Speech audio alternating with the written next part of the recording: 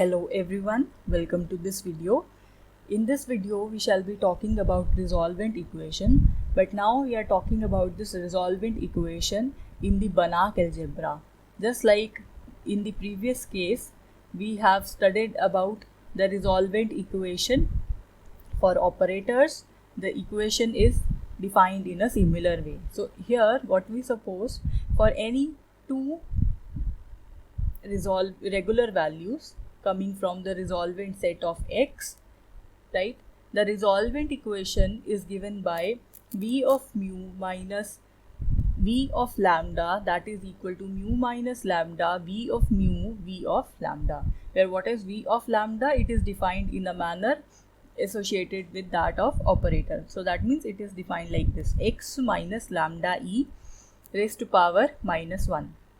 That means x minus lambda e inverse. So you can see the similarity here. The operator v lambda, that which is defined like this, x minus lambda e inverse, where x is some element coming from the Banach algebra. This could be related to the resolvent operator, this rho of t, right? Or I can say it could be defined like this: r lambda t, which was defined in this way, t minus lambda I inverse. So you can see the similarity here. So based on this similarity, we are now proving that this equation is the resolvent equation in the Banach algebra. As for the proof, we assume that two complex numbers lambda and mu, they belong to the resolvent set, that means rho of x. So according to the definition, because they are lying in the resolvent set, therefore the element corresponding to these two complex numbers are also invertible. So that means x minus lambda e and x minus mu e are invertible for some element x which is present in the Banach algebra.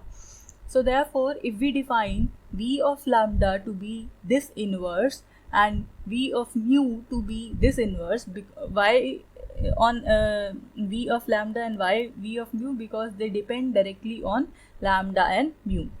So if we define these two like this, so we are interested to prove this result over here.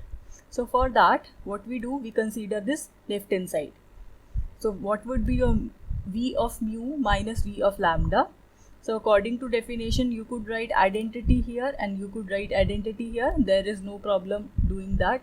Now also you know that this thing v inverse lambda into v lambda, that is nothing but identity, because these two are inverse of each other. How you can say that? Because if you take the inverse of this lambda, what is v lambda? V lambda is x minus lambda e inverse. So when you take the inverse of v lambda, so it would be the inverse of this element and it is equal to x minus lambda e only. So you can see that these two, they are inverse of each other. So according to that, here we are inserting, instead of e, we are inserting this variable v inverse lambda, v of lambda, and instead of this e, we are inserting v of mu, v inverse of mu here.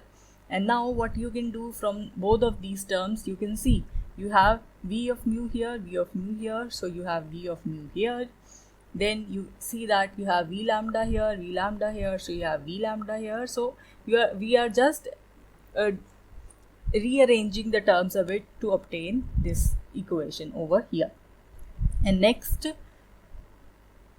we are, instead of writing v inverse lambda, we are writing this definition. V inverse lambda is what? It is e minus lambda, x minus lambda e. So accordingly it is x minus lambda e, and what is this term? This would be x minus mu of e. So from here, this x nullifies the effect of this x, so that you may have lambda into e, that would simply be just lambda, and mu into e, that would simply be mu. So you have mu minus lambda, v mu and v lambda.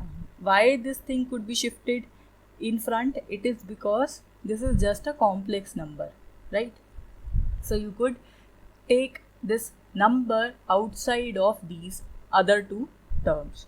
So this is the right hand side of the equation that we wanted to prove here.